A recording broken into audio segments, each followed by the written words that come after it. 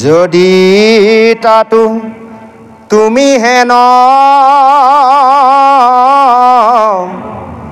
বোলা মহা বল ইন্দিৰৰ মধ্যে মন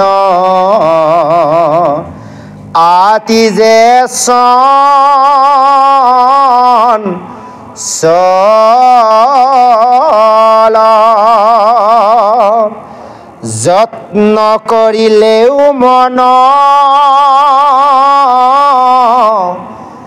বিষয়ক যায় মন জিনিবাৰ কহো সুগম পায় সৰ্বদা পুৰুষে বিষয় ৰকনেৰে মনে পুনু আনিবাহা মন মুহুৰ চিন্তনে মুহুৰ স্মৰণে মন কৰিবা ঐ ভাষণ যত্ন ঐ ভাষ থাকি মন হুৱে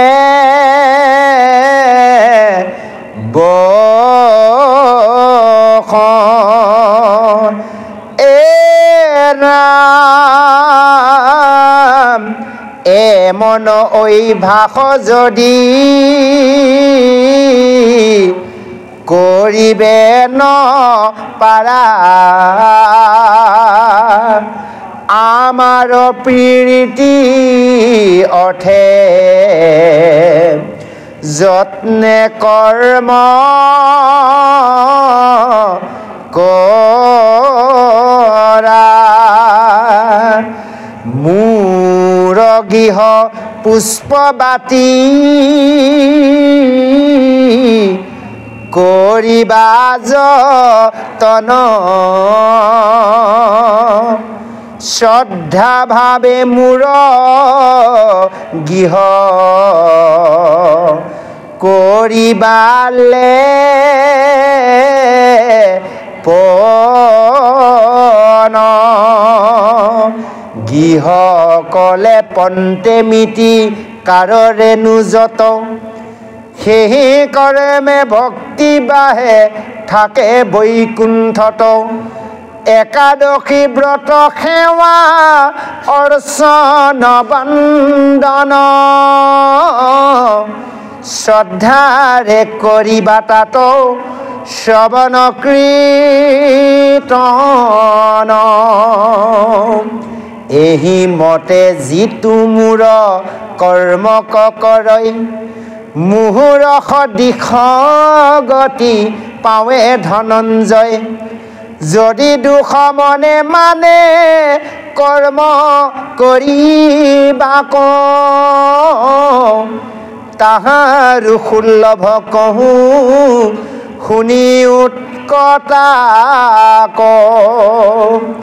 অগ্নিহোত্ৰ শ্ৰাদ্ধ হোম যোগ জাগজত নিত্ৰ নৈমিত্তিক কৰ্ম কৰিবা সমস্ত্ৰ ফলকো এৰিবা কৰ্ম বন্ধ হেন জানি কেৱল কৰিবা ঈশ্বৰৰ আজ্ঞা মানি জয় কৃষ্ণ এতিয়া সুন্দৰভাৱে কৈছে যে হে অৰ্জুন যদি তুমি ক'ব বিচৰা যে মহাবল সেই ইন্দ্ৰিয়সকল ইমান বলৱান সেইকাৰণে কৈছে এই ইন্দ্ৰিয় হৈছে ইমান চঞ্চল ইমান বলি সেই মন ইন্দ্ৰিয় ইয়াক যদি আমি বাৰে বাৰে সেই মনক নিয়মত লগাবলৈ যত্ন কৰোঁ তথাপিতো বাৰে বাৰে মন বিষয়লৈ যায়। আজি কৃষ্ণই কৈ আছে বাৰে বাৰে মন বিষয়লৈ যাব, মন ইমান দুৰ্জন। সেই অৰ্জুন তুমি যিমানে নহওক মনক চেষ্টা কৰিলেও বাৰে বাৰে মন বিষয়লৈ যাব। ইয়াক নিয়মত লগাবলৈ সুগম উপায় তোমাক কওঁ শুনা। বাৰে বাৰে মন বিষয়লৈ যাব, তুমি কিন্তু মোক চিন্তা কৰি কৰি বাৰে বাৰে মনটো ঘূৰাই আনিবা। কাৰণ মন হৈছে ইমান দুজন, মনে ৰজা মনে প্ৰজা, মনে বিচাৰে সাত ভাইজা। ইয়াতে সকলোৱে বহি আছোঁ, কাৰোবাৰ মন ক'ত দৌৰি আহিলগৈ এবাৰমান ঘূৰি ঠিকনাই নাই, হয়নে বাৰু? ইমান দুজন, কেৱল ভগৱন্তই জানে আৰু নিজে নিজে জানে মনটো ক'লৈ গৈ আছে, হয়নে বাৰু? গতিকে মন দুজন, এই মনক নিয়মত লগাব লাগিব। সেইকাৰণে আমাৰ এই মনটোক দিছে ভগৱন্তৰ ৰূপ চিন্তা কৰিব। ভাই মুখে বোলা ৰাম হৃদয় ধৰা ৰূপ, এতেকে মুকুতি পাইবা কহিলো স্বৰূপ। এতিয়া সেই ভগৱন্তৰ ৰূপ চিন্তা কৰিব লাগিব। আজি কৃষ্ণই কৈছে চাবা এই মন দুজন যে মোৰ ৰূপ চিন্তা কৰাতকৈ বিষয় ৰূপ বাৰে বাৰে যাব। ভাইজা পুত্ৰ ধন জনতে মন মজগুল, হৰিনাম গ'ল, হয়নে? বেলি গ'ল বোলে গধূলি হ'ল, হৰিনাম ল'বলৈ সময় নহ'ল। এতিয়া কোনটো বেলি গ'ল? এইটো বেলি যোৱাৰ কথা কোৱা নাই, জীৱনৰ বেলি গ'ল, গধূলি হ'ল, হৰিনাম ল'বলৈ বোলে সময়ে নহ'ল, হয়নে বাৰু? এয়া এতিয়া মায়া বজাৰত আছোঁ আমি, আমাৰ মৰিগাঁও মায়া বজাৰৰ কথা কোৱা নাই, নিজৰ নিজৰ মায়া বজাৰখনত আবদ্ধ হৈ কি কিনিম কি নিকিনিম বস্তুকে চিনি পোৱা নাই, হয়নে বাৰু? তাতে যদি চিনি পাইছোঁ ভালদৰেও কেৱল কৃষ্ণৰ বস্তু ব্যতিৰেকে, কৃষ্ণৰ নাম বস্তু ব্যতিৰেকে অন্য ভাল বস্তু এই সংসাৰত এই মায়া বজাৰত একোৱেই নাই। কেৱল আমি সেই কৃষ্ণৰ নাম বস্তুখনকে কিনা চিন্তা কৰিব লাগিব। কাৰণ অকণমান ধন লৈ বেপাৰ কৰিব আহিছোঁ, ধন জানে অকণমান পুণ্য, সেই পুণ্যকণৰ দ্বাৰা মনুষ্য জন্ম পাইছোঁ, ভাৰতত কলিযুগত হৰিনাম পাইছোঁ। সেইখন পুণ্যৰ দ্বাৰা আমি অন্য বেপাৰ নকৰোঁ, কেৱল নাম ধন লোৱা বেপাৰটো কৰাই আমাৰ কাৰণে উত্তম হ'ব। সেই কৈছে যে এনেভাৱে জানি ল'বা মন ইমান দুৰ্জন, তুমি এনেভাৱে মনটো বাৰে বাৰে মোৰ চিন্তালৈ আনিবা আৰু মুহূৰ্ত স্মৰণে মন কৰি অভ্যাস, যে মোক চিন্তা কৰি মনটো অভ্যাসত লগাবা। আৰু যত্ন কৰিও যদি তুমি মনক বশ কৰিব নোৱাৰা তেতিয়াহ'লে আৰু এটা উপায় দিওঁ, তুমি শুনা। যে মোৰ গৃহভাগ প্ৰীতিভাৱে তুমি আনন্দভাৱে যত্ন কৰি মোৰ কৰ্ম কৰিবা, ঈশ্বৰৰ কৰ্ম কৰা। যদি মনটো নিয়মত লগাব পৰা নাই প্ৰতিটো মুহূৰ্ততে ঈশ্বৰৰ কৰ্ম কৰা, মন এনেই নিয়মত লাগিব। কাৰণ অভ্যাসে কৰ্ণপথে খৰ, হয়নে বাৰু? এতিয়া অভ্যাস কৰোঁতে কৰোঁতে মন নিয়মত লাগি যাব। আগতে আমি ভাবোঁ আৰু বুজিছে, এই যে ভকতসকলে বহিলে নাম গায় প্ৰসংগ কীৰ্তন কৰে, কিনো গায়ে এসোপা বুলি ভাবোঁ, এইবোৰ বুজি নাপাওঁ। তেতিয়া তাৰ অৰ্থটো একোৱে নাজানো। এতিয়া দেখোন আৰু অন্য নামতকৈ সেইবিলাকহে ভাল লগা হ'ল আমাৰ। কিয় লগা হ'ল? তাৰমানে লাহে লাহে বুজি পোৱা হৈ আহিলোঁ। তদনো কৰোঁতে কৰোঁতে অভ্যাস কৰোঁতে কৰোঁতে, গতিকে সেইকাৰণে অভ্যাসৰ মাৰ্গে এই কৰ্মখিনি কৰিব লাগে। আজি কৈ আছে কৃষ্ণই যে এনেভাৱে অভ্যাস কৰিবা, মোৰ যত্নে কৰ্ম কৰিবা, মোৰ গৃহভাগ পুষ্প বাতি এই সমস্তবোৰ যতনে তুমি শ্ৰদ্ধাভাৱে ধোৱা পখলা কৰিবা, মোৰ গৃহভাগ তুমি লেপা পোছা কৰিবা, কৰি মেলি অৱশেষত সেই মিতিকা ফুট এটা ল'বা। এই যে আমি তিলক ধাৰণ কৰি আছোঁ এই কথাটো কৈছে, মোৰ নামত এটি মিতিকা ল'বা। তোমাৰ মন এনেই নিয়মত আহিব, নাহিব নেকি বাৰু? আহিব। আজি অলপ কালি অলপ কৰোঁতে কৰোঁতে সেই কৈছে যে মোৰ গৃহভাগ এনেভাৱে যত্ন। এতিয়া বহুত আমি কি কৰিব লাগে, এতিয়া গৃহটোক সদায় পবিত্ৰ কৰিব লাগে। পুৱাৰ সন্ধিয়া আমি যি সময়ত গুৰু গৃহত সোমাম আমি গৃহ মচিবই লাগিব, পৰিষ্কাৰ কৰিবই লাগিব, হয়নে বাৰু? আৰু তেওঁ বহুততে দেখা কিছুমানে দেখোঁ কি কৰে জানে, এই বন্তি গছ ভালে আছে, মই দেখিছোঁ আমাৰ লগৰ দুজন মানে এই তাতে তেওঁলোকে ঢালি বন্তি জ্বলায়, সেই বুলি নকৰিব। আপুনি ৰাতিপুৱা অন্ন খালে থালখন নোধোৱাকৈ যে তাতে যদি অন্নকেইটা দিয়া যায় আপোনাক খাব আপুনি প্ৰভু, হয়নে বাৰু? ভগৱন্তই আমি ইয়াৰ আগতে পাতি গ'লোঁ বহু কথাখিনি, আপুনি যিখিনি কৈ গ'লে চৰাচৰ সমস্তবোৰ জীৱৰ ভগৱন্তই, আৰু সেইসকলকে মাৰি কাটি যদি পূজা কৰে ভগৱন্তই কেতিয়াও সন্তুষ্ট নহয়। ইয়াৰ ওপৰত আমি আলোচনা কৰিলোঁ তেতিয়া। এতিয়া কথা হ'ল কি, ভগৱন্তৰ এই গৃহ কৰ্মখিনি শ্ৰদ্ধাভাৱে আমাক কৰিব দিছে। এই যে সমস্ত ধুই পখালি লয় গৃহভাগ মুচি খাচি তেওঁ বন্তি, হয়নে বাৰু? ধূপ বন্তি সমস্তখিনি পা পৰিষ্কাৰ কৰি তেতিয়া আসন পাতি সমস্ত তেওঁক নিবেদন কৰি নিজৰ চিত মন প্ৰাণ নিবেদন কৰি এই তেতিয়াহে শ্ৰৱণ কীৰ্তন কৰাৰ কথা কৈছে প্ৰভু। তে এই শ্ৰৱণ কীৰ্তন কৰিব আমি লাগিব। যে এই যে আমি শ্ৰৱণ কীৰ্তন কৰিলোঁ অৰ্থাৎ আমি ভকত হৈ গ'লোঁ, তেতিয়া আমি অন্য এই প্ৰভুৱে কোৱাৰ দৰে অন্য জীৱসমূহৰ প্ৰতি আমি কিন্তু দয়া ভাৱটো ৰাখিব লাগিব। আগতে কি খালোঁ, কি কৰিলোঁ, কিন্তু এতিয়া আমি সংযত হ'ব লাগিব। সেইকাৰণে চাব আপোনালোকে খাতলাখনৰ এতিয়া দেখিছে আপোনালোকে তলত কাছৰ, ওপৰত হাতী, তাৰ ওপৰত সিংহ, 3টা প্ৰতীক আছে খাতলাবোৰত। তলত হ'ল কাছ, তাৰ ওপৰত হ'লে হস্তি, তাৰ ওপৰত হ'লে সিংহ, 3টা। কাছ হৈছে ভক্তি প্ৰতীক।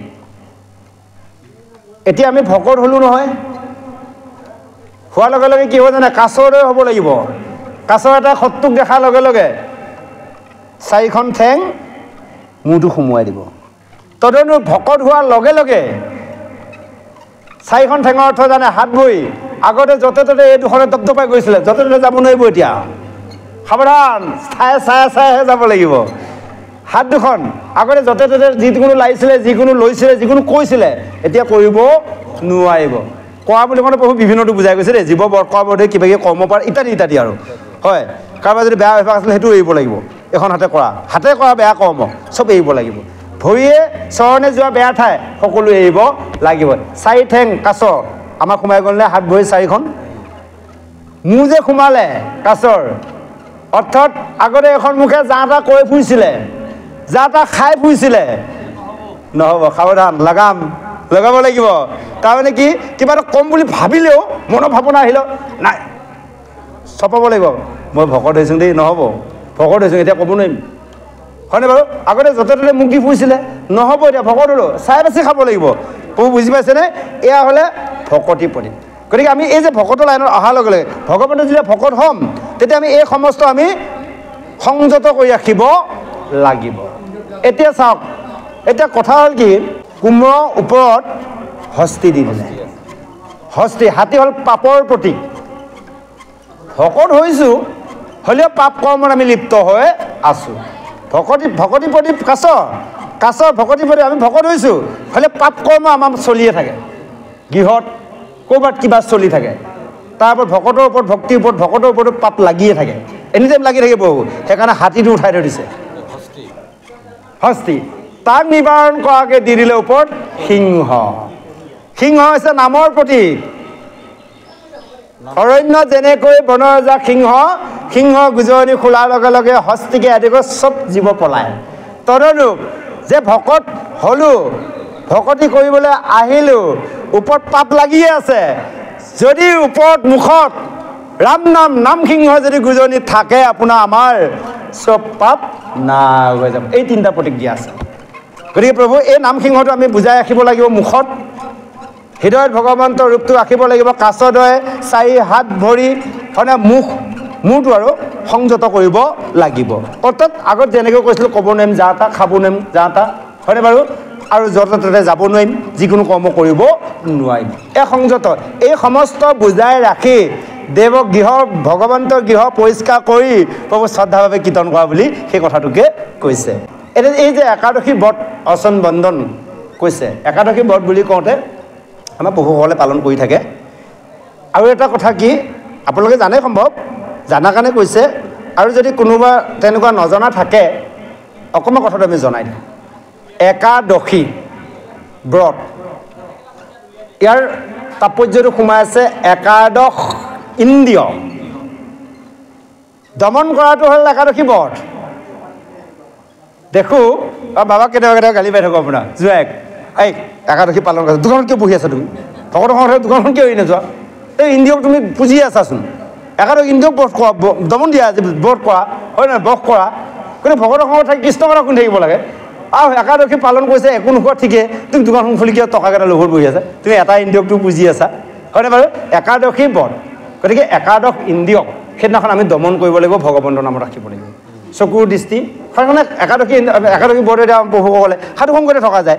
তাৰমানে হ'ল একাদশ ইন্দ্ৰিয়ক সেইদিনাখন বস কৰা যায়, সেইটো হৈছে একাদশী ব্ৰত। এইটো আমি খুব বুজাই ৰাখিব লাগে। বহুতকে দেখোঁ একাদশী মানিছে, কিন্তু কথা হ'লে একাদশী মানিলেও নিয়মত পৰা নাই, পূৰ্ণাংগ হোৱা নাই। গতিকে পূৰ্ণাংগ মানিব লগা হ'লে একাদশী ব্ৰতৰ দিনাখন কেৱল সাধু সংগই কৰি থাকিব লাগিব। আৰু নিয়মত একাদশী ব্ৰত ভংগ কৰিব লাগিব, যেনেকৈ আপোনাৰ অমৃত গজাই কৈছিল, হয় নহয় সেইকণত সহ্যৰ গুণক পাৰ হৈ যোৱা দুবা খাই কি কৰিলে অভিশাপ দিবলৈ যায় নিজে বিপদত পৰিছিল ভকতক দুখ দিবলৈ যায় সুদৰ্শন চক্ৰ দৌৰালৈ ফুৰিছিল যা হওক গীতাতে আছে আমাৰ মংগলাচৰণত আছে সিফালে আকৌ আপোনাৰ নৱম স্কন্ধত আছে ভাগৱত যা হওক এনেভাৱে কৈছে যে একাদশী ব্ৰত পালন কৰিবা আৰু অৰ্চন বন্দন কৰিবা এহিমতে যিটো মোৰ কৰ্ম কৰে মোৰ সদৃশ গতি পাৱে ধনঞ্জয় এনেভাৱে যিজনে মোৰ কৰ্ম কৰিব মোক সমান গতি পায় অৰ্থাৎ ভগৱন্তৰ সেই চিন্ময় ৰূপটো পাব হে ধনঞ্জয় তুমি এই কথাটো মনত ৰাখিবা এতিয়া নিত্য আৰু নৈমিত্য কৰ্ম কৰিব এইখিনি যদি কৰিব নোৱাৰে বিভিন্ন উপায় দিছে যোনে যোনটোভাৱে কৰে কৰিব পাৰে যে নিত্য আৰু নৈমিত্য এই দুটা যদি আমি কৰ্ম কৰোঁ তে নিত্য কৰ্মটো আমি কৰি আছোঁ হয়নে বাৰু নিত্য প্ৰসংগ কৰিবই লাগিব নিত্য কৰ্ম নৈমিত্য বাকী সময়তো আমি কৰিবই লাগিব ভগৱন্তৰ কৰ্মক চাওক নিত্য নৈমিত্য লৈ থকা নাম লৈ থকা কাম কৰি থকা হাতে লোৱা কি কয় মুখে লোৱা নাম হাতে কৰা কাম তেহে পাবা বোলে বৈকুণ্ঠ স্থান কিন্তু এটা কথা আকৌ মুখেদি নামটো লৈ হাতখনে বেয়া কাম কৰিলে বহু নাপাম ইয়াৰ কাম অৰ্থটো দিছে কি হাতে ভগৱন্তৰ কাম কৰা মুখেদি মোৰ নাম লোৱা সেইটোহে বৈকুণ্ঠ বহুতে কয় মুখে লোৱা নাম হাতে কৰা কাম বুলি কৈছে কামো কৰিম নামো ল'ম হ'বই আৰু জীৱ হিংসা কৰি যদি মই কাম কৰোঁ নাম ল'লে কাম দিবনে বাৰু নিদিয়ে বিষয় অন্য কৰ্ম কৰোঁ চলিবলৈ তেতিয়া নাম লৈছোঁ সেইটো কামত আহিব যদি মই জীৱক আনক হিংসা কৰি হয় বাৰু আলিৰ পাৰ এটা কাটিছোঁ লোকৰ আলিটো বেছিকৈ ঠেলি কোৰখন মাৰি নাম লৈ আছোঁ কাম দিবনে বাৰু নিদিব হয়নে বাৰু জেয়াখন মাৰিছোঁ সীমাটো ঠেলি পেলাই নাম লৈ দিবনে বাৰু নিদিব নহ'ব গতিকে সেইটো কৈছে আমাক যিটো আমি ভাল কৰ্ম কৰিম তাতহে আমাক নামটো খাটিব নহ'লে সেইটো আকৌ মিছলীয়া পূজা ঘোৱা চিংগা হ'ব প্ৰভু সেই দেৱৰ লগত মিহলাই কৰা হ'ব ইন্দ্ৰিয় সুখৰ কাৰণে সেইবিলাক কাম কৰিছোঁ আকৌ ভগৱানক তাৰ লগত টানি ল'বলৈ লুটিয়াই আছোঁ প্ৰভু মই বেয়া কামটো কৈছোঁ তুমিও মোৰ লগত অলপ ভাগ লোৱা ল'বনে বাৰু কেতিয়াও নলয় ভাল কামৰ ভাগ ভগৱানটোৱে ল'ব বেয়া কামো নল'ব আমি ভগৱানৰ কথা বাদেই দিলোঁ মানুহে চাওক আপুনি মই বেয়া কাম এটা কৰিলে কাৰোবাক যদি কয় তই অকণমান ভাত লয় নাই নহ'ব এইবিলাক নাই বুলি তাই ক'ব হয়নে বাৰু ভগৱানে ল'ব নেকি মানুহে মানুহৰ বেয়া দুখৰ দায়িত্ব নলয় ভগৱন্তই সেইকাৰণে কেতিয়াও গ্ৰহণ নকৰে কৃষ্ণ হয় কৃষ্ণ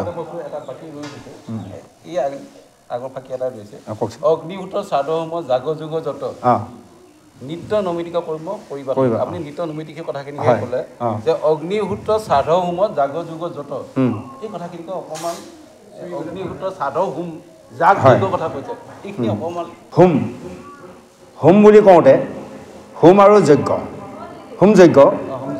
হোম যজ্ঞ এতিয়া যজ্ঞ বুলি কওঁতে আপোনাৰ এই যে আপোনাৰ এসোপা দ্ৰব্য যোগাই আনি সেই ৰাইজ মাতিবলৈ হোম যজ্ঞ কথাটো কোৱা নাই এই যে আমাৰ পঞ্চযজ্ঞ যে গাৰ্হস্থ্য ধৰ্মত আছে এই কথাখিনি ইয়াত সাঙুৰ কৰি থৈ দিছে মই সময়ৰ প্ৰতি লক্ষ্য ৰাখিবলৈ থৈ গৈছিলোঁ কথাখিনি যা হওক যে এই যজ্ঞৰ হোম যজ্ঞ সেইকাৰণে আমাক পঞ্চযজ্ঞ পাঁচটা যজ্ঞ আমাৰ আছে এই পাঁচটা যজ্ঞ আমি পালন কৰিব লাগিব এক নম্বৰ যজ্ঞটো হৈছে আমাৰ প্ৰথম হ'লে ব্ৰহ্মযজ্ঞ অৰ্থ হ'ল কি ব্ৰহ্ম পুৱাতে আমি উঠিব লাগিব বিচনা ত্যাগ দিব লাগিব শয্যা কুকুৰা চৰাই দাগ দিয়াৰ পিছত সূৰ্য উদয় নহওঁতে অলপ পোহৰ হোৱা নোহোৱা সেই সময়তে আমি নিজৰ শয্যাখন এৰিব লাগিব প্ৰথম ব্ৰহ্মযজ্ঞ হ'ল ব্ৰহ্মযজ্ঞতে বিচনা এৰি তাকো নিয়ম নীতি এৰিব লাগিব আপোনালোকে জানেই ভগৱন্তৰ নামতে সকলো কৰাই যায় তাৰপিছতে আহি স্নান যজ্ঞ আৰম্ভ হ'ব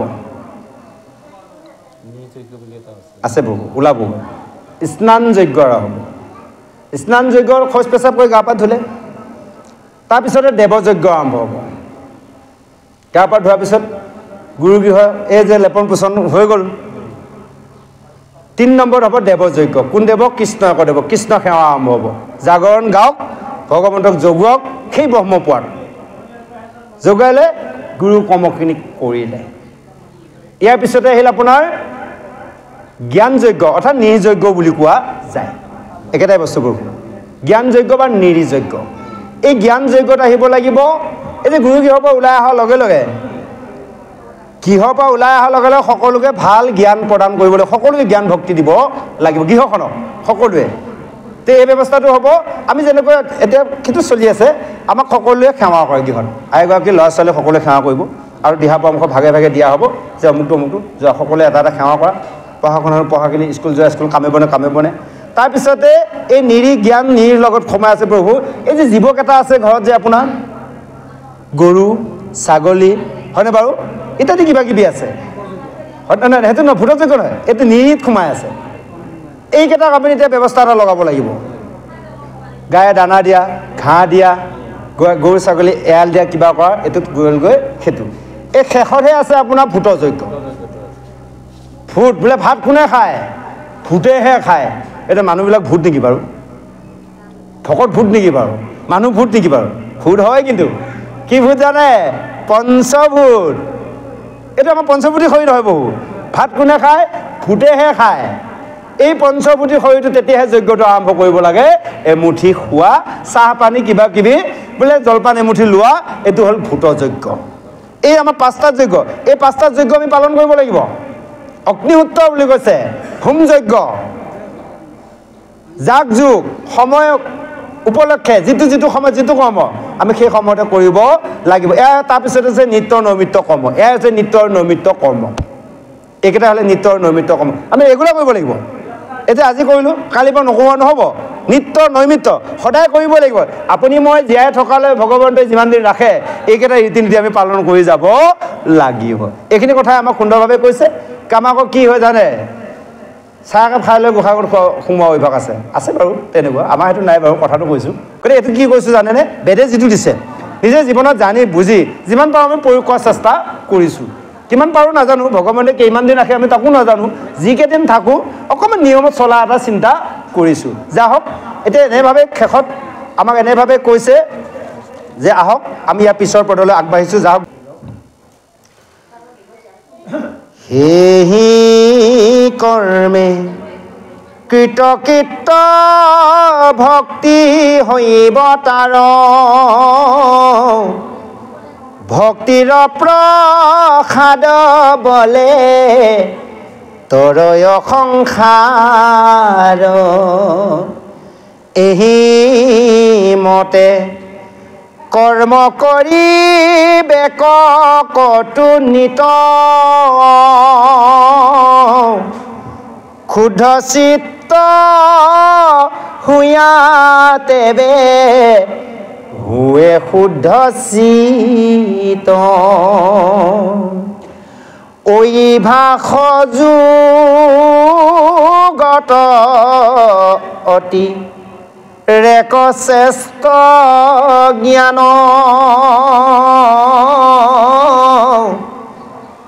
জ্ঞানটো অধিক শ্ৰেষ্ঠ জানিবা ধ্যান, ধ্যানটো অধিক কৰ্ম ফল ত্যাগ তাৰ,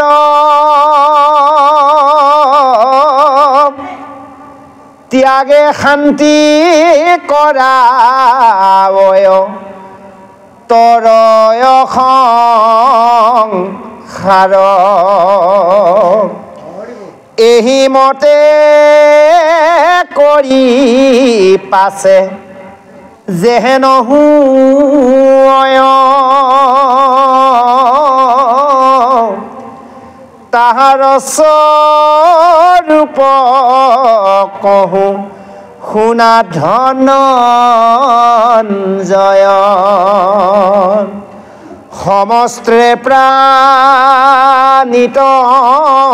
ৰাগ দেশনুহি তাৰ,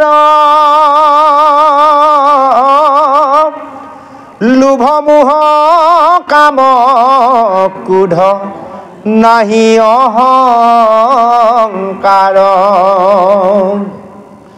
সুখটো আনন্দ নাহি দুখে নাহি কষ্ট, অযত্নে হুয় প্ৰাপ্তি তাত হুৱে নষ্ট, শ্ৰেষ্ঠজন যিটো কৰে অনুনয়ে সেৱা,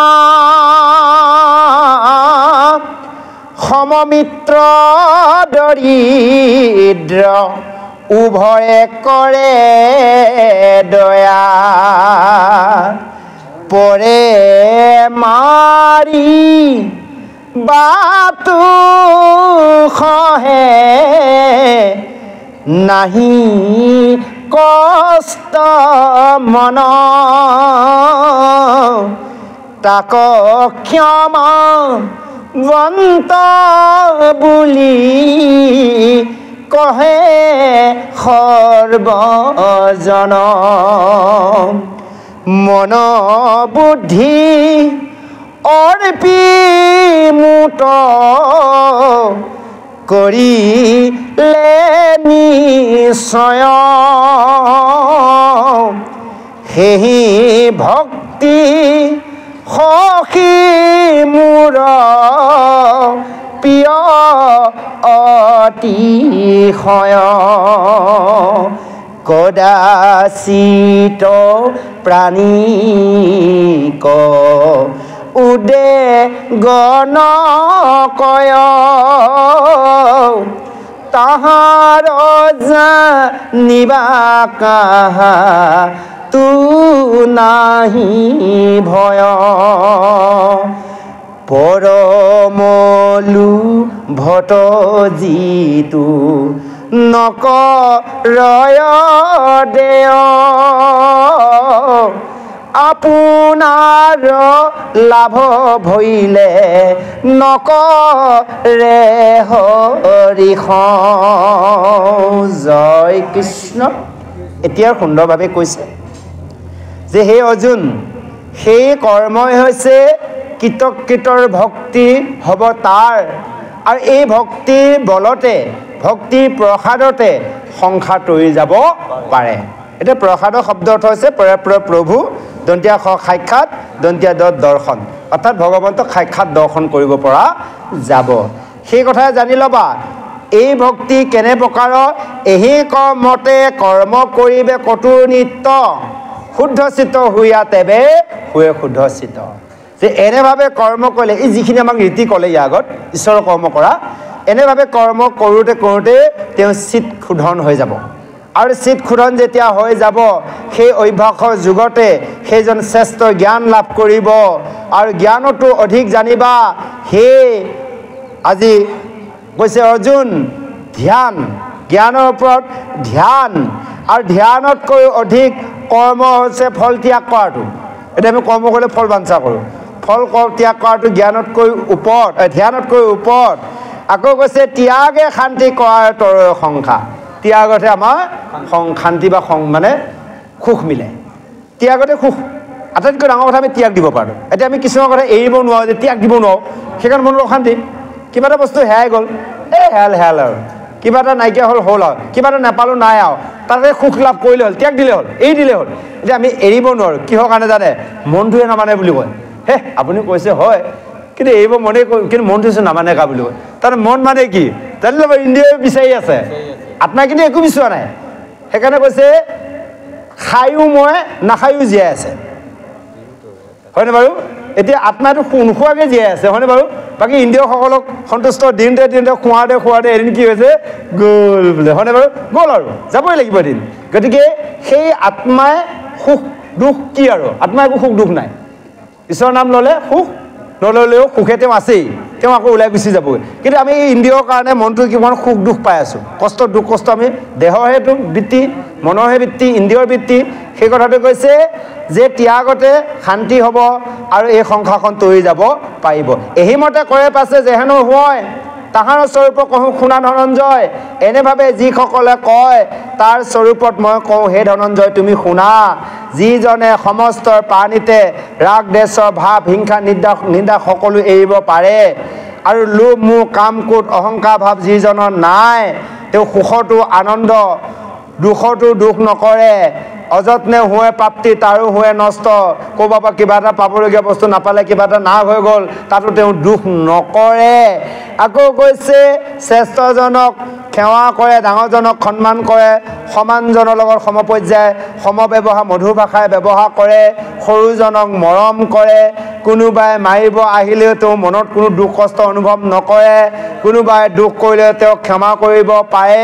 সেই কৈছে মন বুদ্ধি অপিমুত কৰিলে নিশ্চয়, সেহি ভক্তি সখী মোৰ প্ৰিয় অতিশয়। সেইজনে মন বুদ্ধি চিত সকলো মোক নিবেদন কৰে, সেইজনে মোৰ অতিকৈ প্ৰিয় পাত্ৰ হয়। এতিয়া এইখিনি পাৰিবনে বাৰু? পাইছোঁনে বাৰু? আমি কোনোবাই কিবা এটা মাৰিব অহা কথা বাদেই দিলোঁ সেই প্ৰভু কোনোবাই কিবা এটা বেয়াকৈ ক'লেও ফটকৈ ধৰিয়ে লাগে কিয় ক'ব আপুনি হয়নে প্ৰভু শেষেই আৰু টানি লগত তাতে গ'লোৱেই আমি তললৈ এতিয়া মাৰিব অহা কথা কৈছে আজিৰ দিনত মাৰিব হ'লে চাই থাকিব কোনোবাই সি মাৰিব আছে মই নামাৰিম নেকি মইতো বাচিবৰ কাৰণে মাৰিবই লাগিব বুলি ক'ব হয়নে বাৰু গতিকে এচাম ভকতে আমাক ক'ব কি ভালে কৰিলে তোক মাৰিলে বুলি ক'বই হয়নে নহয় গতিকে এই কথাটো কৈছে এনেভাৱে সকলোতে যেনেভাৱে এই সিদ্ধান্ত মৰ্মে যিজনে দুখটো দুখ বুলি নাভাবে সুখটো সুখ বুলি নাভাবে কিবা হেৰালেও দুখ নকয় কিবা পালেও আনন্দ নকয় কোনোবাই মাৰিব আহিলেও দুখ নকয় বেয়াকৈ ক'লেও মান অপমান ক'লেও তেওঁৰ কোনো দুখ আনন্দ নকৰে আৰু ভুল কৰা সকলক ক্ষমা কৰি দিব পাৰে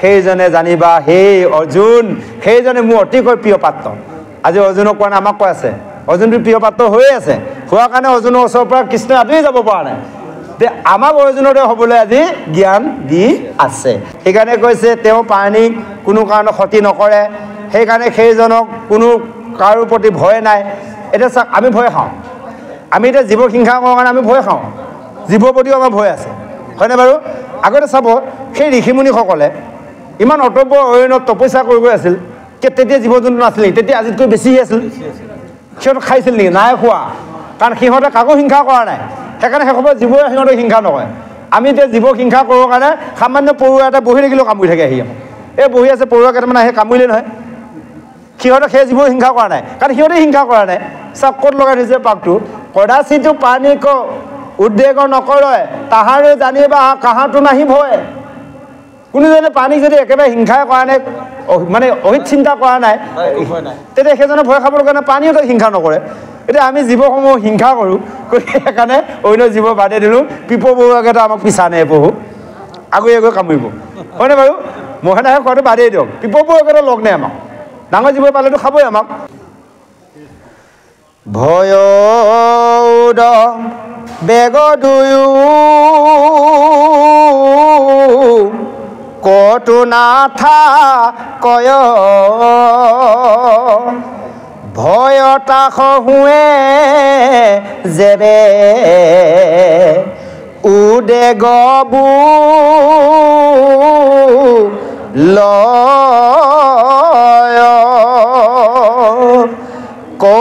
কাহাতো অপেক্ষা নাহি ঈশ্বৰত পৰে উদাসীন ৰূপে কাৰ্য কৰে নিৰন্তৰে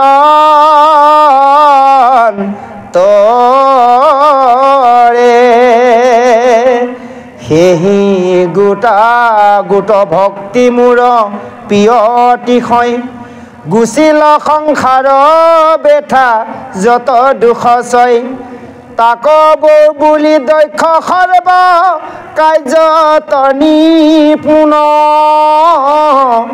একো কালে তাহাৰ লক্ষ্য নাহি পুনো উদাসীন হৈয়া পাছে সৰ্বত্ৰ ভ্ৰময় পুত্ৰ মিত্ৰ অৰি বন্ধু কাৰো পক্ষ নয় প্ৰিয় ভৈলে তাহাতোনো হয় আনন্দিত অপিয়ত দেশনক ৰয় কদাচিত শোক নকৰয় ধন পুত্ৰ ভৈলে নাশ নপাইবাৰ বস্তুত নকৰে অভিলাষ শুভা শুভ পাপ পুণ্য দুইকো ত্যাগ কৰে ঈশ্বৰ চৰণ মাতে কেৱল সুমৰে পুত্ৰটো যিমত বুদ্ধি শত্ৰুটো শিথান সেইমতে সম হৈব মান অপমান সুখ দুখ শীত উচ্চ দুইটো সমমতি পুত্ৰ দ্বাৰা গৃহত না শিকে আশকতি জয় কৃষ্ণ এতিয়া আমাক শেষত কৈছে যে ভয় উদ্বেগ দুয়ো কতো নথাকয় সেই ভাৱ কিন্তু সেইসকলৰ ভয় ভাৱ নাই খুব উদন্ত স্বভাৱো নাই খুব নৰ্মেল হয় ভকতৰ সেইকাৰণে খাদ্যৰো কিছুমান কথা আহি পৰে হয়নে বাৰু? কাৰণ নৰ্মেল খাদ্য খালে নৰ্মেল হ'ব। যদি অকণমান উগ্ৰমতী তেজাল খাদ্য খায় ঠিক সেই মানুহজন তেজাল অকণমান উগ্ৰ স্বভাৱ হ'ব। সেইকাৰণে ভকতক যে গজনৰ খাদ্য দিয়া হ'ল, নৰ্মেলত দিয়া হ'ল। কাৰণ ভকত হৈ যদি আগৰ উদন্ত স্বভাৱবোৰ লৈ থাকোঁ তেতিয়া ভকতিও পূৰ্ণ নহ'ব, 10জনৰ চকুতো আমি হেয় হৈ যাব লাগিব, হেয় প্ৰতিপন্ন হ'ম, হয়নে? সেইকাৰণে ভকতক মানে খাদ্যটো সীমিত কৰি দিছে। যা হওক, সেই কৈছে কাহাটো অপেক্ষা নাহি ঈশ্বৰত পৰে, সেইজনে কাৰোকো আশা নকৰে। যিজন এনে ভক্ত হয় কেৱল ঈশ্বৰৰ ব্যতিৰেকে কাকো আশা নকৰে, যে কাৰোকো কোনো বেয়া চিন্তা নকৰে, ঈশ্বৰে যি কয় সেয়ে হ'ব। কেতিয়াবা যদি কিবা পাইছে এসোপা তাতো তেওঁ আনন্দ নকৰে, হেৰালেও দুখ নকৰে, নেপাবলগীয়া বস্তু নাপালেও দুখ নাই, যি পায় তাতে সন্তুষ্ট হয়, যি কয় ঈশ্বৰে বোলে ভালকে কৰে, এনেভাৱে। এইটো আমাক বুজাইছে আমি হ'ব লাগিব। এতিয়া আমি চাওক, বিষয় সংসাৰত এতিয়া নিজৰ আপোনসকল পিতৃ মাতৃকে আদি কৰি ভাতৃ ভগ্নী সকলো গৈ আছে আমাৰ পৰা বিদায় লৈ লৈ এই সংসাৰৰ পৰা, কাৰণ সময় হৈছে গুচি গৈছে, তাক লৈ আমি সুখ প্ৰকাশ কৰিছোঁ। তে আমি অজ্ঞানীভাৱে কৰিছোঁ, শাস্ত্ৰই কৈছে আমি অজ্ঞানীভাৱে কৈছোঁ। আজি কৃষ্ণই কৈ আছে যে জ্ঞানীসকলে হ'লে তেওঁলোকক সুন্দৰভাৱে আনন্দভাৱে বিদায় দিব লাগে, হয়নে বাৰু? এতিয়া আমি পাইছোঁ জানো আমি দুখ কৈছোঁ, আচলতে আমি যে পৰিয়ালে দুখ কৰোঁ, চকু পানী পেলাওঁ, এই চকু পানী মাগে তেওঁ বোলে ভৱ সংসাৰখনত পানী বেছি হৈ যায়, তাক কমাবলৈ আমি কি কৰিব লাগে? কেৱল সেইজন আমি ঈশ্বৰৰ নাম কীৰ্তনে তেওঁক বিদায় দিয়াৰ ব্যৱস্থা কৰিব লাগে, তেতিয়া তাৰ পৰা তেওঁ অলপ সকাহ পাব। আৰু যদি আমি কান্দিবলৈ চকুনো পেলাওঁ তেনেহ'লে তেওঁৰ বাবে ভৱ সংসাৰখন এনেই পাৰ নোপোৱা আৰু পানী বেছি হৈ যাব। যে এনেকুৱা উদাসীন স্বভাৱ হ'ব লাগিব, পুত্ৰ হওক শত্ৰু হওক কাৰো পক্ষপাতিতা হ'ব নালাগিব। ভগৱন্ত যেনেকৈ নিৰপেক্ষ, কিন্তু ভগৱন্তই পক্ষপাতি হয় কেতিয়া? ভকতৰ পক্ষত হয়, ধৰ্মপক্ষত আছে। প্ৰমাণ পঞ্চপাণ্ডৱৰ লগত থাকিল, কৌৰৱৰ লগত নাথাকিল। ধৰ্ম য'ত ভগৱান তত, সত্য য'ত থাকিব ধৰ্ম তত থাকিব, ধৰ্ম য'ত থাকিব ঈশ্বৰ তত থাকিব, অসত্য য'ত থাকিব মিছা ঠগ প্ৰবঞ্চনা য'ত থাকিব তাত ঈশ্বৰ নাথাকে, তাত জয়ো নাথাকে, তাত পৰাজয় থাকিব, হয়নে বাৰু? প্ৰভু কিবা ক'ব কৃষ্ণ?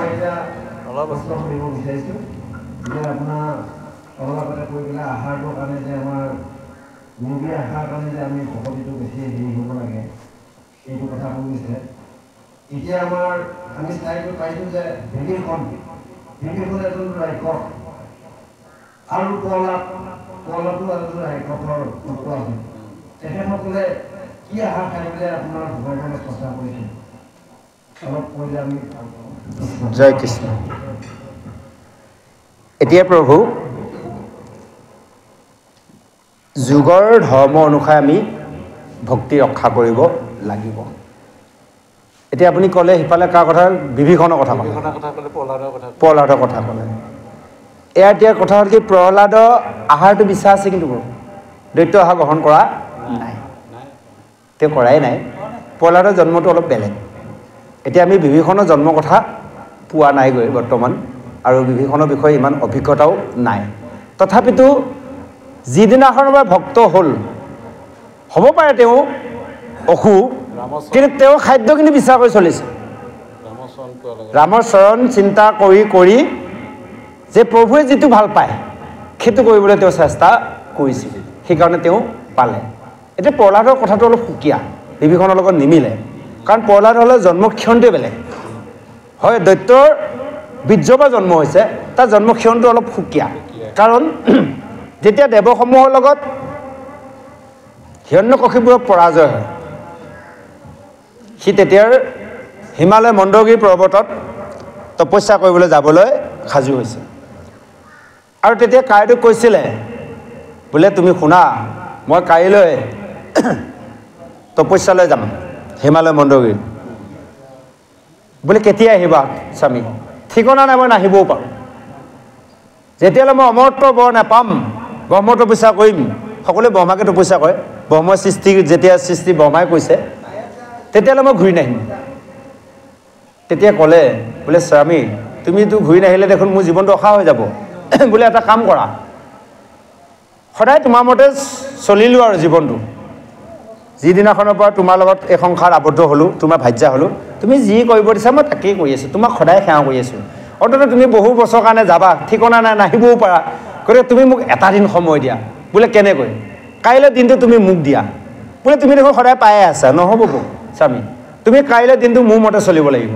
বোলে সেইটোৱে কথা, হ'ব দিয়া বোলে, সদায় তোমাৰ মতে মই চলি আহিছোঁ, গতিকে তুমি এটা দিন মোৰ মতে চলা। বোলে হ'ব। পিছদিনাখন ৰাতিপুৱা হ'ল, চব কাম বন বাদ দুয়োজনে মানে ফুৰিবলৈ গ'ল। অৰণ্যত ফুৰিছে, এখন গাৰ্ডেনত বহি আছে সন্ধিয়া সময়লৈ, সুন্দৰ পক্ষীবোৰে মাত লগাই আছে। এজনী পক্ষীয়ে মাত লগাই আছে, নাৰায়ণ নাৰায়ণ নাৰায়ণ। কাইদেৱে কৈছে, হেৰা স্বামী, এই পক্ষীজনীয়ে যে মাতটো দিছে শুনিছা? অঁ শুনিছোঁ বোলে। কি বুলি মাতিছে ন? নাই মই নকওঁ বুলি কৈছে। নাৰায়ণ বুলি কৈছে, নকয় তাৰমানে, গম পাইছেনে? নাৰায়ণৰ নাম নলয়। তেতিয়া কৈছে, তুমি কোৱা আকৌ, তুমি আজি তুমি দিনটো মোক সময় দিম বুলি কৈছা। নাৰায়ণ বুলি কৈছে। তুমি বৰ খঙত কৈছা, অলপ ভালদৰে কোৱাচোন। কৈছে নাৰায়ণ বুলি কৈছে। হ'ল, গ'ল। গধূলি হ'ল, আহিল নিজৰ আশ্ৰমলৈ। আশ্ৰমত আহিলে ধুনীয়াৰ জোনাক বহি আছে, মাছ ৰাতি কথা পাতি আছে।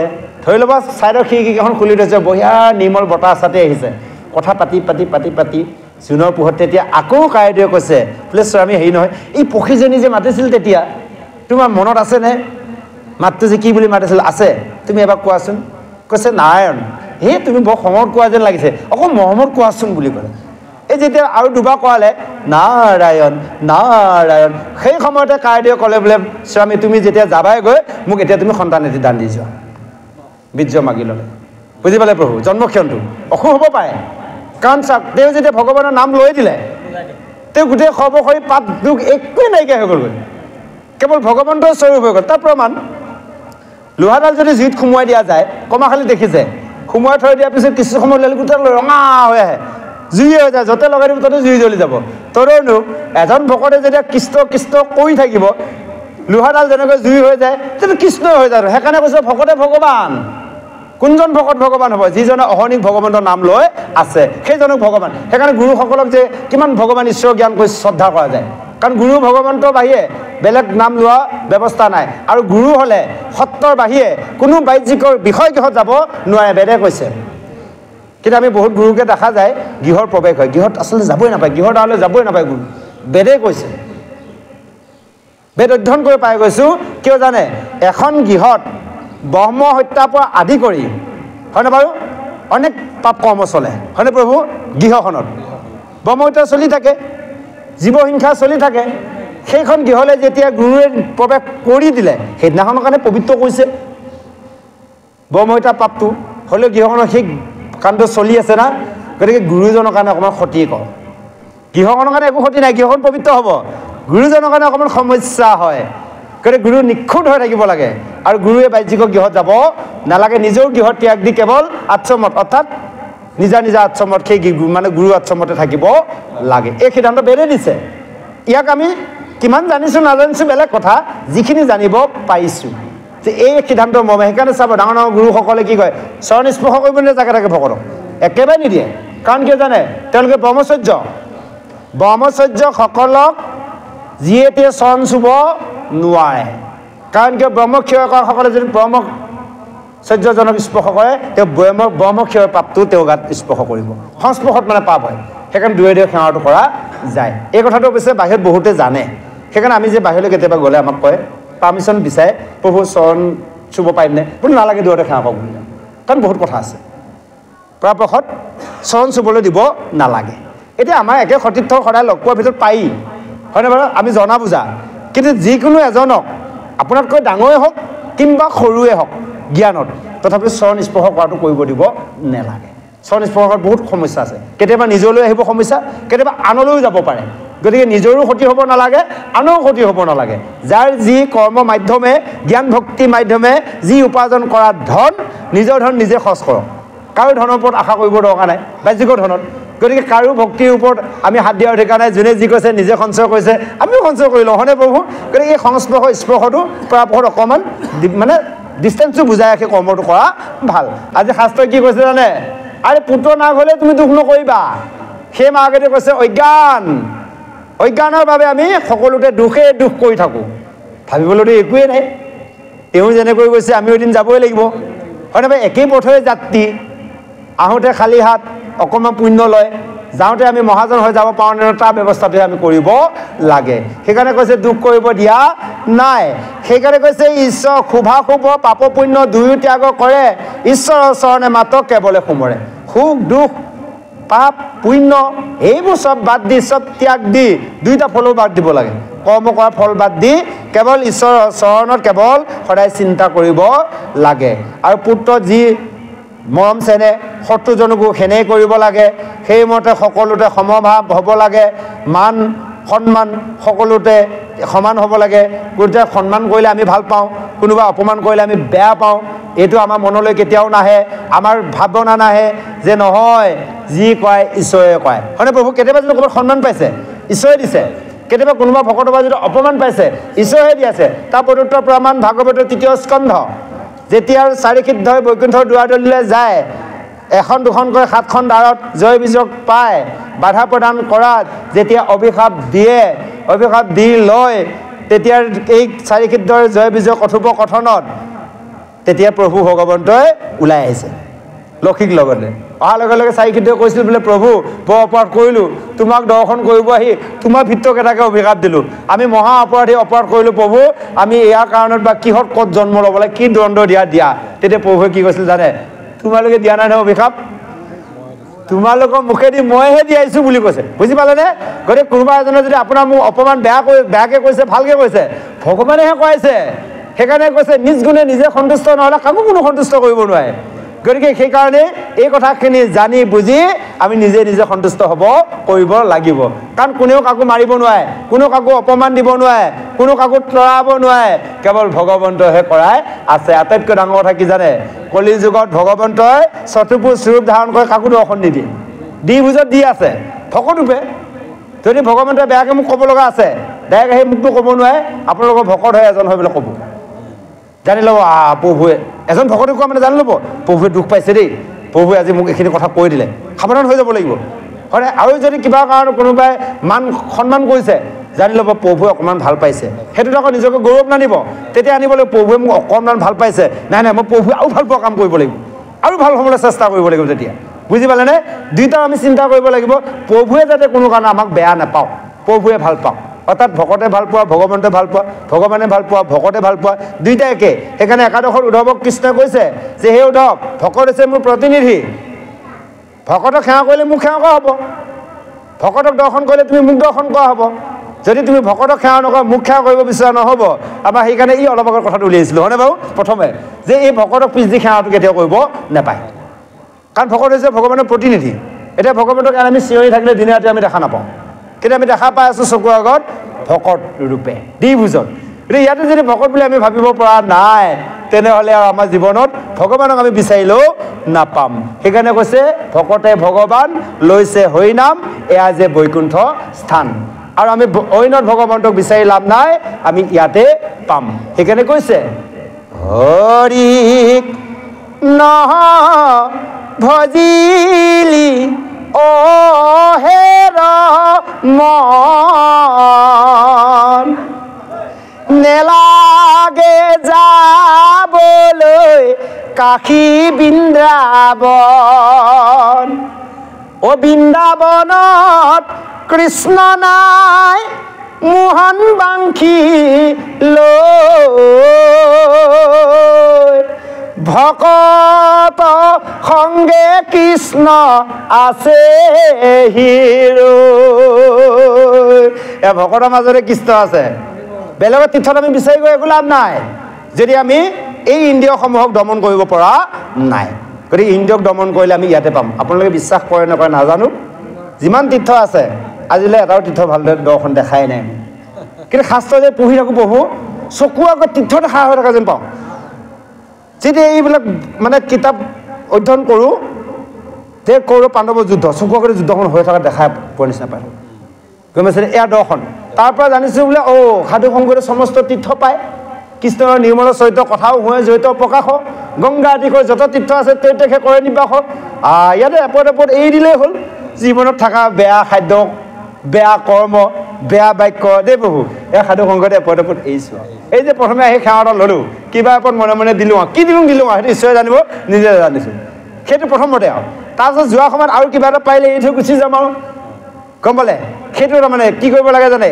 সেই ডাষ্টবিনত পেলাই দিয়া বস্তুটো মানুহে বুটলি নলয় এই যে জীৱনত এটা বেয়া এৰি দিয়াৰ পিছত মানুহে বহু বছৰ মূৰত আকৌ লৈ নহয় বুটলি অভ্যাসটো আকৌ হৈ যায় বহু সেই ডাষ্টবিনত পেলাই দিয়া বেয়া বস্তুটো বুটলি লোৱা হয় এটা ডাষ্টবিনত পেলাই দিয়া গা চোৱা পাতনি গাঁতত পেলাই দিয়া বেয়া বস্তুটো কোনোবাই বুটলি আনি দেখিছে নেকি আজিলে নানে কোনো এতিয়া জীৱনত কেতিয়াবা কৰি থকা বেয়া কাম বেয়া খাদ্য এটা এৰি দিয়াৰ পিছত তাক দুনায়ো গ্ৰহণ কৰিব নালাগে একেলগে পাওঁ সেই বহু আজি 10 বছৰ হ'ল বুজিছে খোৱাই নাছিলোঁ এতিয়া আকৌ আৰম্ভ কৰিছোঁ আৰু বুলি কয় হয়নে বাৰু প্ৰভু 10 বছৰ হ'ল খোৱাই নাছিলে এতিয়া আকৌ আৰম্ভ আৰে এৰিব পৰা নাই ভাল কথা এৰক লাহে লাহে এৰি দিয়াৰ পিছত 10 বছৰ 5 বছৰ আকৌ আৰম্ভ কিয় কৰিছে আপুনি সেইটো ডাষ্টবিনত পেলাই দিলে বেয়া বুলি এতিয়া আমাৰ ভকতৰ মাজত আছে চলিব চলক তেওঁ এৰিব পৰা নাই এৰিব হয়নে যিজনে এৰি দিয়াৰ পিছতো আকৌ পুনৰাই আঁকোৱালি লৈছে তেতিয়াহ'লে জানিব তেওঁ জীৱনত আগত এয়া বেয়াকেইটাকো এদিন গ্ৰহণ কৰিব বোলে লাষ্ট টাইম কি হ'ল বৰ ভকৰ ধৰি লৈ একে মিৰামিষ ৰাম ৰাম ৰাম ৰাম লাষ্ট টাইমে বোলে উপায় নাই বোলে ব্ৰইলাৰ মাংসকে অকণমান খাম আৰু যাম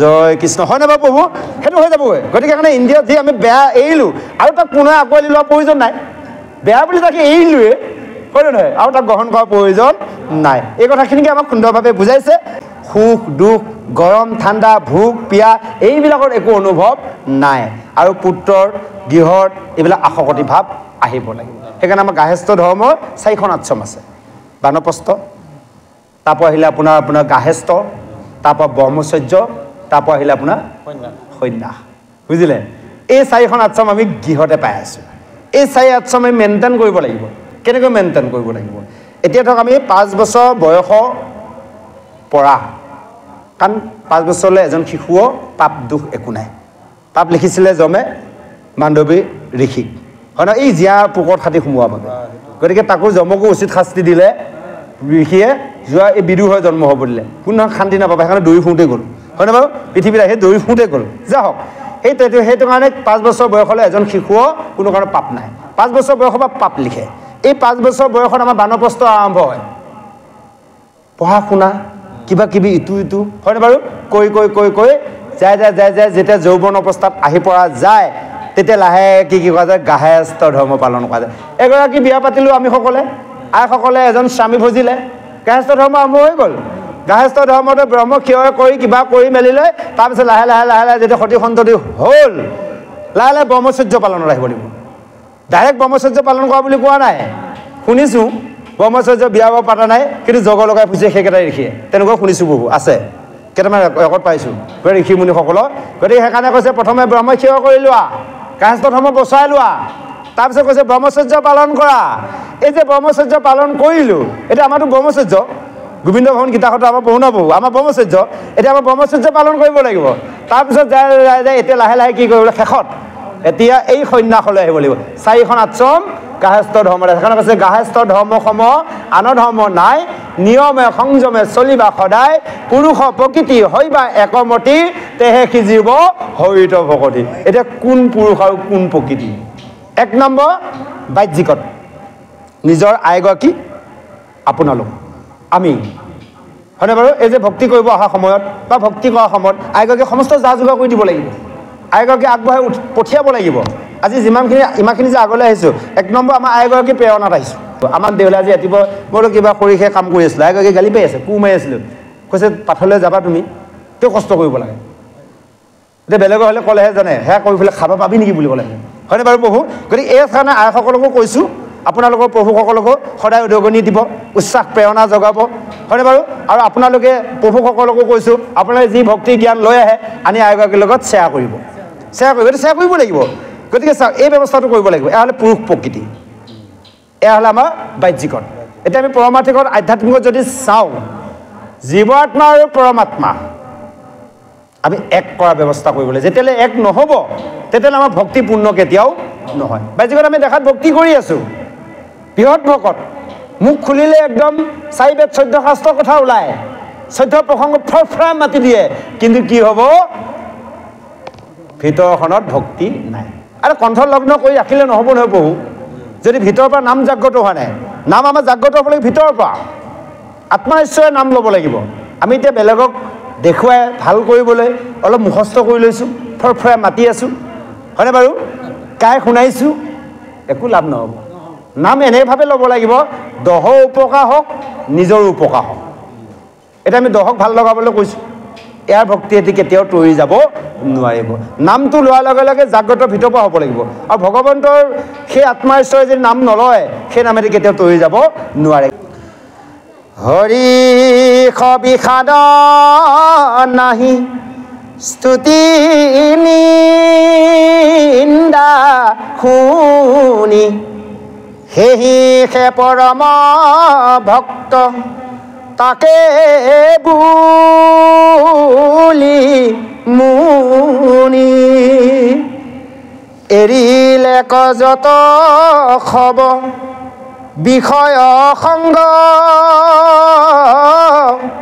আক সাধু সবে বোলে ভক্তি অন্তৰংগ যাক বোলে অনুভৱ শুনিও নিশ্চয় জন্ম কৰ্ম নামৰ গুণ মুখতে আনয় কটু নাম লবে মনে বিষয়ক যাই